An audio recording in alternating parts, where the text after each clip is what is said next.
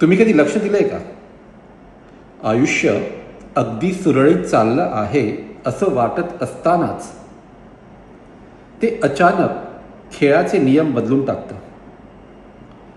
माझ्यासाठी तो काळ होता कोविडचा. जेव्हा पहिली लाट आली, सगळं थांबलं. काम थांबलं, प्रवास थांबला, भेटीगाठी थांबल्या आणि आपण सगळेच एक अनसर्टनिटीच्या काळात प्रवेश करून बसलो. पण माणूस काही झालं तरी सिच्युएशनशी जुळवून घेतो आणि त्याच्यातून बाहेर येण्याचा प्रयत्न करतो. मीही केलं. हळूहळू काम पुन्हा सुरू होऊ लागलं. लोक बाहेर पडू लागली.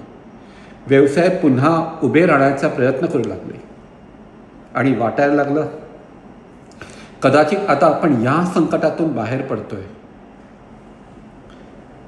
याच काळात मी माझ्या 50शीत साधारणतः प्रवेश करणार होतो. मला वाटलं होतं की हा टप्पा वेगळा असेल. थोडं मागे वळून पाहण्याचा, थोडं पुढचं नियोजन करण्याचा आणि आयुष्याच्या पुढच्या पर्वात प्रवेश करण्याचा. पण तेवढ्यात दुसरी लाट आली आणि यावेळी परिस्थिती वेगळी होती.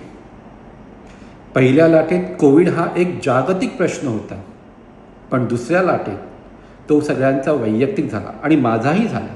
कारण कोविड आमच्या घरापर्यंत पोचला.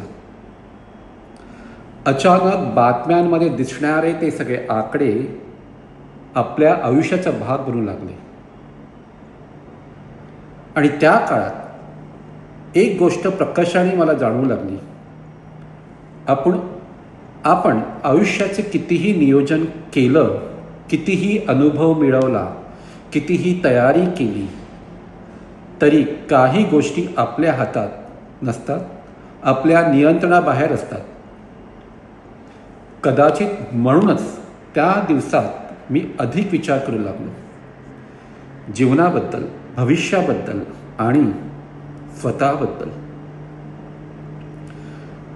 काल मी तुम्हाला एक इंटरव्ह्यूमधील प्रश्नाबद्दल बोललो होतो.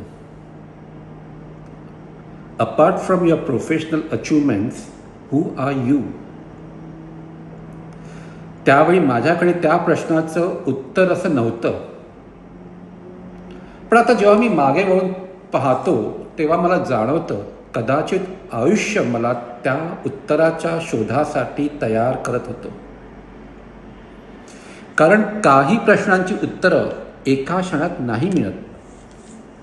ती अनुभवातून सापडतात.